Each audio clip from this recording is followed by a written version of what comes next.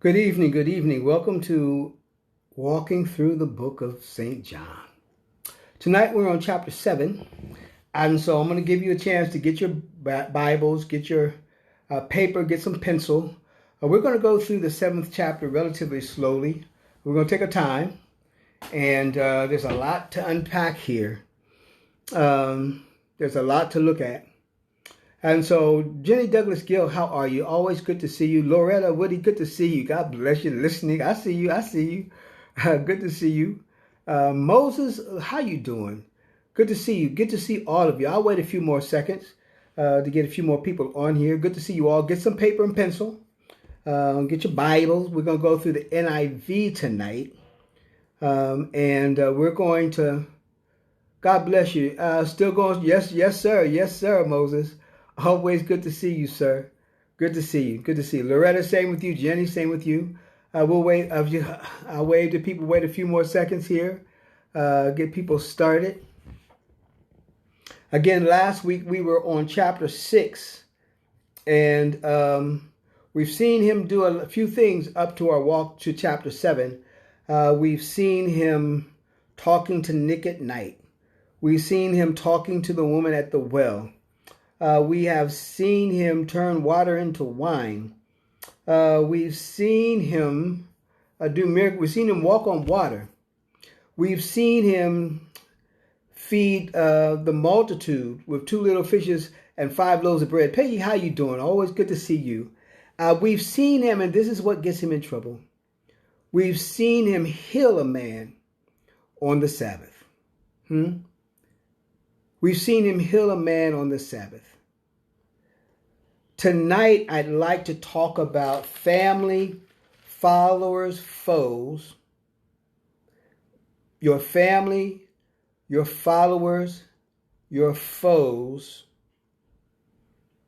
and the will of the Father. If we could label our discussion tonight one thing, it would be family, followers, foes, and the will of the follower, and the will of the Father. And as a subtext, we would say, the cost of leadership. Family, followers, foes, the will of the Father, and the cost of leadership. Okay, let's get started. We'll go to chapter 7. And Myron, how you doing, cuz? You doing all right? Huh? Good to see you. Good to see you. Good to see you. Now, in chapter 7, it starts as thus, as after this, after what? After what? After he's healed the man on the Sabbath, after he's walked on water, after he's fed the multitude, after this, Jesus went around in Galilee, purposefully staying away from Judea, because the Jews there were waiting to take his life. So we start with the foes. And the foes were looking to kill him. Why were they looking to kill him? All he had done was good. He'd healed a man. He had fed the multitudes. He had given a theological lesson to Nick at night. He had given the man, he had given the woman at the well wisdom. And they want to kill him.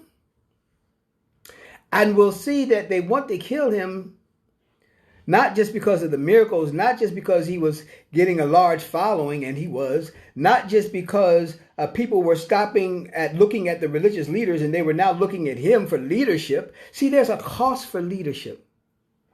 And I know that your mother, your father, Margaret, your Loretta, your elders growing up, they used to tell you, you can finish this sentence for me. They would say, don't be a follower, be a leader.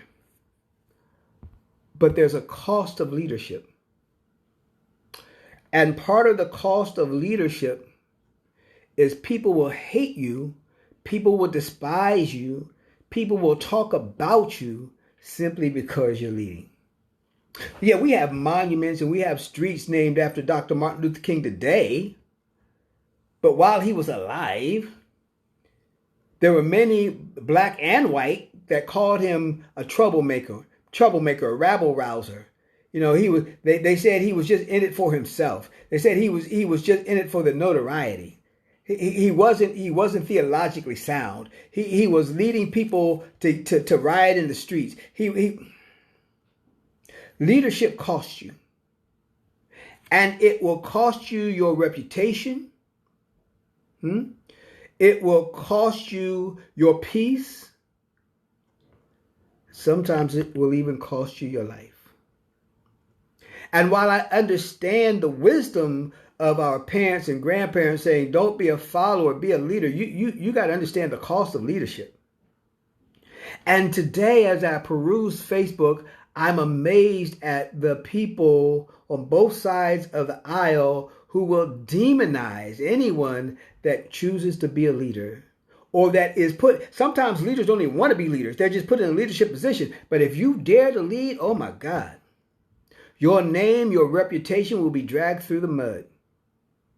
Sometimes rightfully so, but sometimes just because you have the nerve to lead. And it's almost like in the 21st century, we want to put a badge on our chest if we have the nerve to say something negative about a leader. That builds us up. Stop it. Stop it. There's a cost to leadership. And so we need leaders. And all I'm suggesting is, if you want to be a leader, one of the things that you will obviously almost by default have is you will have foes. And so here we have immediately Jesus hadn't done anything wrong, hadn't done anything to hurt anybody, but has blessed people, has healed people, has fed people, and yet he has foes. And if he has foes, come on, what do you think is going to happen to you when you dare to lead? And the crazy thing about it is many of his foes are in the church. Go to your Facebook page. Pick any political leader and see how their name is dragged through the mud. They have foes. Now, there are some political leaders that, oh my God, I wish they would just disappear. But there are others who are trying to do good, and their name will be dragged through the mud. Why? They got the nerve to try to lead. People think they can get points because they can talk badly about somebody that's trying to lead. After this, Jesus went around in Galilee, purposefully staying away from Judea, because the Jews there were waiting they wanted to kill him. Got the nerve to lead, got the nerve to have people following him that used to follow us. Oh, we're going to kill him. Got the nerve to heal somebody on the Sabbath. We're going to kill him. They were waiting to take his life. Now, when you got to understand, when in this first, I don't know, I'm spending a lot of time on the first verse. Please forgive me. But after this, Jesus went around in Galilee. We're talking about a 5-month period. This isn't a day or two. We're talking about 5 months. Because the Jews there were waiting to take his life. But when the Jewish Feast of Tabernacles was near, Jesus' brothers, okay, we talked about foes, and now we're going to talk about family. But when the Jewish Feast of Tabernacles was near, Jesus' brothers said to him, you ought to leave here and go to Judea. Now, we just said that he wasn't going to Judea because the Jews there were trying. And when it says the Jews, it wasn't talking about the populace. It's talking about the religious leaders. The religious leaders wanted to kill him. The Pharisees, the Sadducees, many of the members of the Sanhedrin court, they wanted him dead. So you got your foes. And now you got your family. Jesus' brothers said to him, you ought to leave here and go to Judea so that your disciples may see the miracles you do. No one who wants to become a public figure acts in secret. He didn't want to become a public figure. He wanted to save your life. He wanted to give you life everlasting. He wanted to give you bread that would not allow you to be hungry again, water that would not allow. He wasn't trying to be a public figure. But that's how his family judged him. Because they didn't truly believe in him yet. We'll see that in a second. They were skeptical. Oh, you just Jesus. Stop trying to be all brand new. And many times when God gives you something to do, it's not only your foes, sometimes it's your family because they think they know you. There's a saying that says familiarity breeds contempt, and it does. When people think that they know you, they will be contemptuous of you. They will judge you because they think they know you. They don't know what God has put inside of you. They don't know what the Father has given you to do. His brothers had the same mother, his brothers. Grew up with him, his brothers. Family dinner, his brothers. They say to him, no one who wants to become a public figure acts in secret. Since you are doing these things, Jesus, show yourself to the world. For even his own brothers did not believe in him. You would think you can go home and get support. You would think you could go home and get somebody to push you, to encourage you, to inspire you. Don't look for it. If it's there, that's great. But if it's not there, there's a will of the Father. You will have foes. You will have family. But you will also have the will of the Father. Your foes might seek to kill you, to destroy your reputation, to drag your name through the mud, to bring up anything negative that they can say about you. Right now, I'm amazed that the political leaders who are running for president right now, people are going back 10, 15, 20, 30 years, say he did this wrong. She did this wrong. We can't follow them. And so no matter who the leader is, we can't follow anybody because they did something wrong. As if the person throwing the stones were perfect. As the person throwing, well, maybe we just ought to follow you. I can't follow this man because of look what he did. I can't follow that man because of look at what he did. Well, we're going to follow you? Is that what you're suggesting? Stop it. You ought to leave here and go to Judea so that your disciples may see the miracles you do. No one who wants to become a public figure acts in secret. Since you are doing these things, show yourself to the world. For even his brothers did not believe in him. Therefore, Jesus told them, who's them? Talking to his family. Talking to them that should know him. Talking to them, Stacy, that should love him. And sometimes you'll go to your family and say, I got an idea, or this is what I think God wants me to do. Don't get discouraged when you don't get support. Because sometimes that's not where it is. Therefore, Jesus told them, the right time for me has not yet come. For you, any time is right. The world cannot hate you, but it hates me because I testify that what it does is evil. You go to the feast. I am not yet going up to this feast because for me, the right time has not yet come. And basically what he's saying is, I'm not going up with fanfare. I'm not going up with you in the pilgrimage. I'm not making a grand entrance. It's not my time. There will be a time when all eyes will be on me. There will be a time when I'll make a grand entrance. There will be a time. It's not this. The Jews are trying to kill me. You know they're trying to kill me. And yet you want me to go make a grand entrance. Your family. The foes want to kill him. The family doesn't believe in him. But he's being driven, Stacy, by the will of the Father. And that's what we have to get to tonight. All I'm trying to tell you is that there's a will of the Father on your life. And you've got people pulling you all in different kinds of direction, giving you advice, giving you criticism. I believe in this with all my heart. Never let somebody that has never constructed anything give you constructive criticism. Huh? Why? Why would I accept financial advice from a broke person? Why would I accept advice about somebody trying to tell me how to be happy when their life is miserable? We got foes. We got family. However, after his brothers had left for the feast, he went also, not publicly, but in secret. There's sometimes when you have, sometimes what you do in secret I read a book by Malcolm Gladwell. And Malcolm Gladwell wrote the book Outliers. And Outliers is a book that does research on what does it take to be phenomenally successful, Loretta, in anything. What does it take? Jenny, if I want to be great in anything, how do I get to greatness? And one of the things he says is that if you want to be truly great at anything, you got to put in 10,000 hours. And so before LeBron James, Michael Jordan holds up a trophy, they put in 10,000 hours when they weren't on stage. Moses, when the lights weren't on, when the fans weren't calling their name, they were in the gym by themselves. They were running laps by themselves. They were lifting weights by themselves. It takes 10,000 hours. And Jesus was willing to spend how did he spend his 10,000 hours with the Father? Seeking the will of him who sent him. On the mountaintop by himself in ice, fasting 40 days in the wilderness. You don't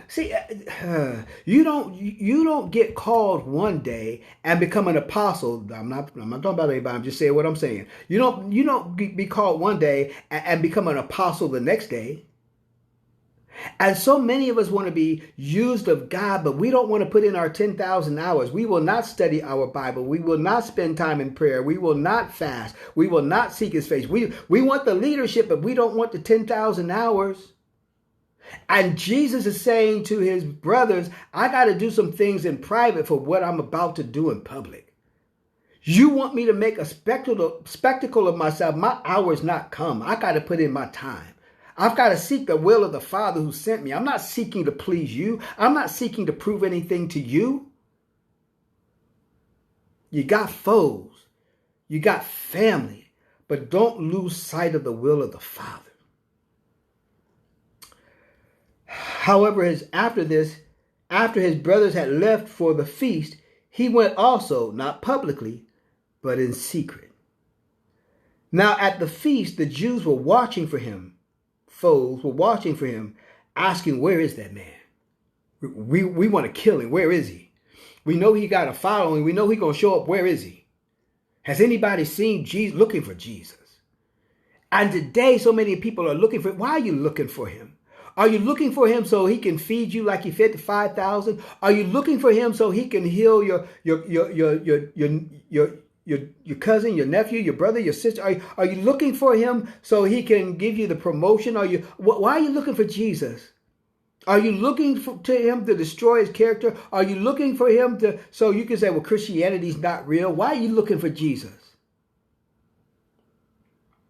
Among the crowds, there was widespread whispering about him. Some said he's a good man. So we got foes. We got family. Now, Moses, we got followers. Among the crowds, there was widespread whispering about him. Some said he's a good man. Others replied, no, he deceives the people. But no one, followers, would say anything publicly about him for fear of the Jews. So the foes are looking to him for him to kill him. The family is telling him to do something that would get him killed. And the followers are afraid to speak up because they're afraid of what the Jews might do. I believe it was Martin Luther King that said the hottest place in hell isn't reserved for those that do evil, but for those who see evil and do nothing. I'm paraphrasing. But do we have the fortitude to stand up for what is right, even when it costs us our life, when it costs us our reputation, when it costs us our friends, when it costs us? Do we have I remember Moses, I read a book and it shook my life. I read a book called it was the biography of Dietrich Bonhoeffer. And I read this book because I'd heard him quoted by Martin Luther King Jr. I'd heard him quoted by Gandhi. So this must be who is this Dietrich Bonhoeffer?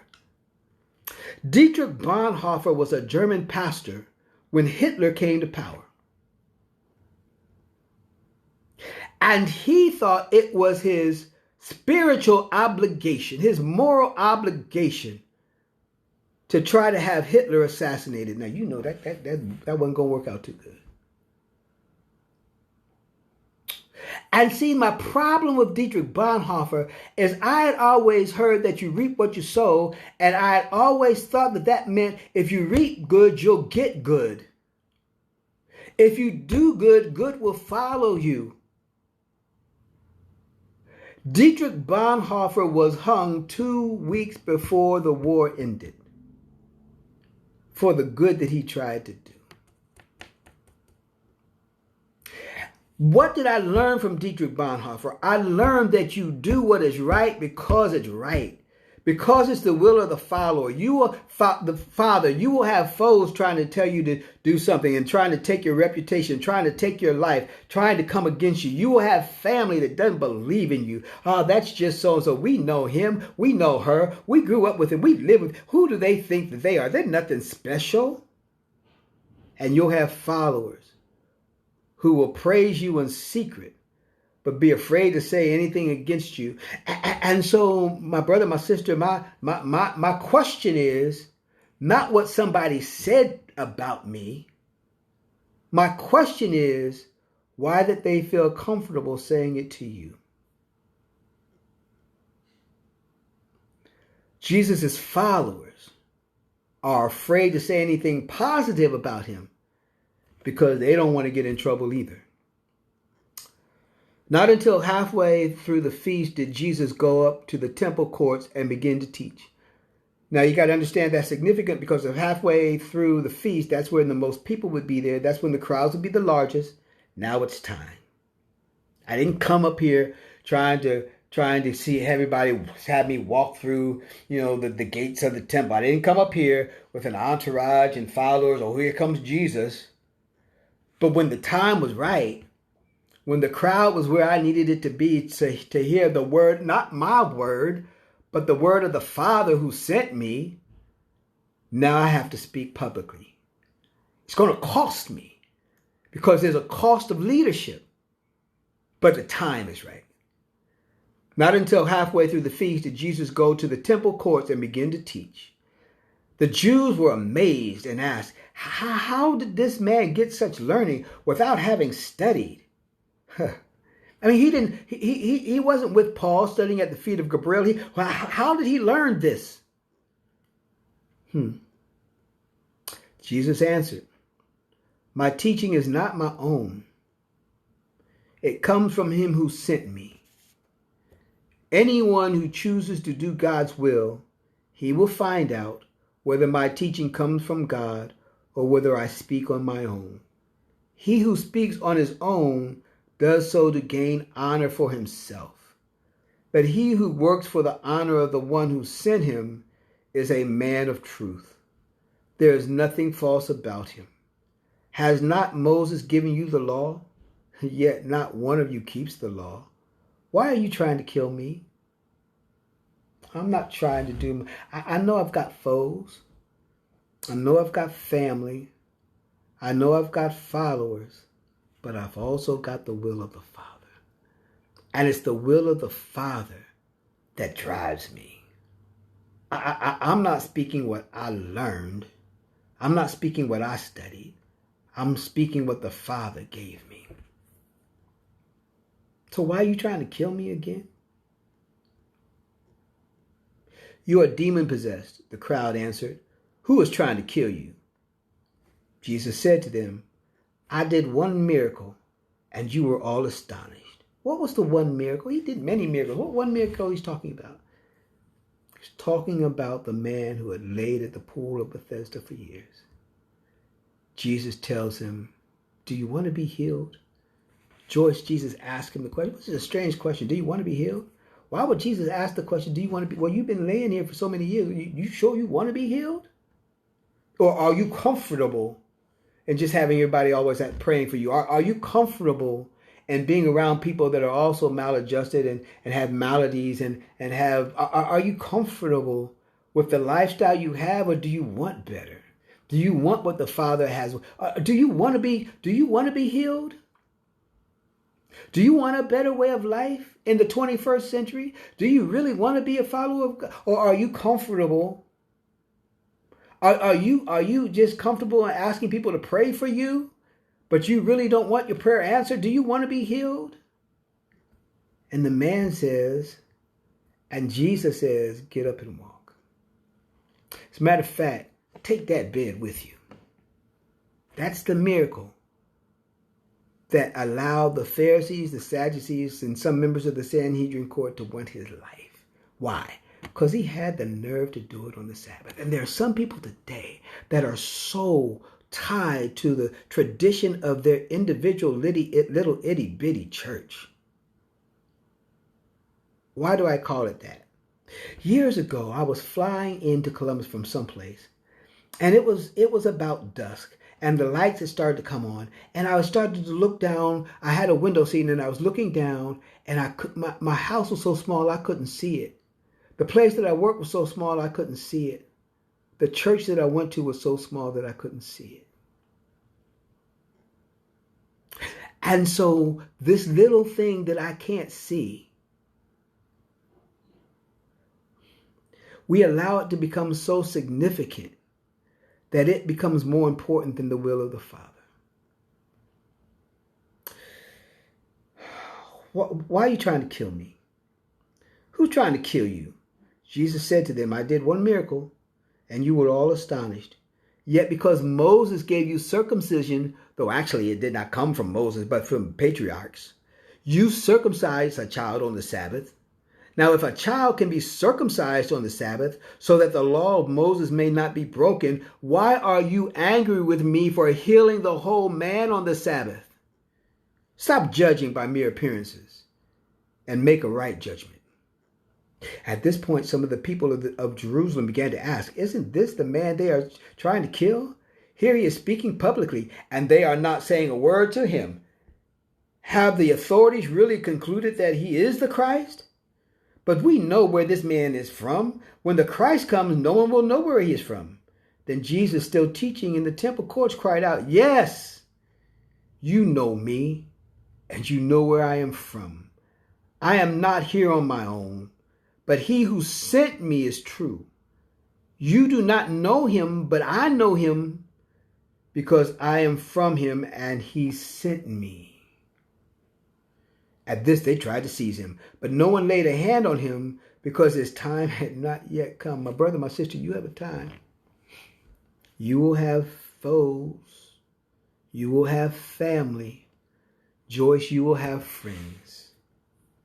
And they will all have their agenda towards you. And so what you must do, what I must do, Stacy, is keep my eyes on the will of the Father. And if God has called you in the 21st century to lead, as you rise above your foes, above your family, above your friends and followers, and focus on the will of the Father, understand that there's a cost to pay for leadership. At this, they tried to seize him, but no one laid a hand on him because his time had not yet come. Still, many in the crowd put their faith in him. They said, when Jesus comes, will he do more miraculous signs than this man?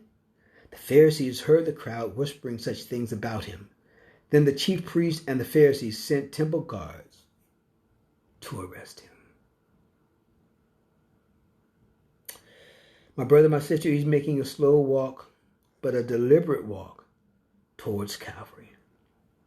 I was sharing with a friend of mine this morning that, sometimes you get a bad feeling when you got to go to the dentist, or you're having some type of surgery. Well, he knows he's walking towards Calvary. And he's seen people crucified before because it was a practice of the day. He's seen that. He knows what it's going to entail. He knows it because he's seen it, but he also knows because he can look into the future and see what's about. He can see the spear going into his side. He can see the crown of thorns. He can see being beaten all night. He can see his followers deserting him. And yet he's, because of the will of the Father, forget the family, forget the friends, forget the foes. He's got the will of the Father. And the cost of leadership cannot dissuade him from doing what he's been. Can you focus? Can I focus on the will of the Father for my life? That's the challenge today, my brother, my sister. But know as you do so, there will be foes, there will be family, there will be followers that will have their own agenda for you. It doesn't matter. Lessons Beneath the Mask on Friday, walking through the book of St. John on Sunday. I love you. If this has been a blessing to you, please hit share. Hit follow so we can stay in connection. Till next week, tell a friend, tell a friend, tell an enemy about our walk through the book of St. John. And maybe by the time next week is over, you and your enemy will be friends. I'll see you next week. Be safe. Be wise. I'll talk to you soon.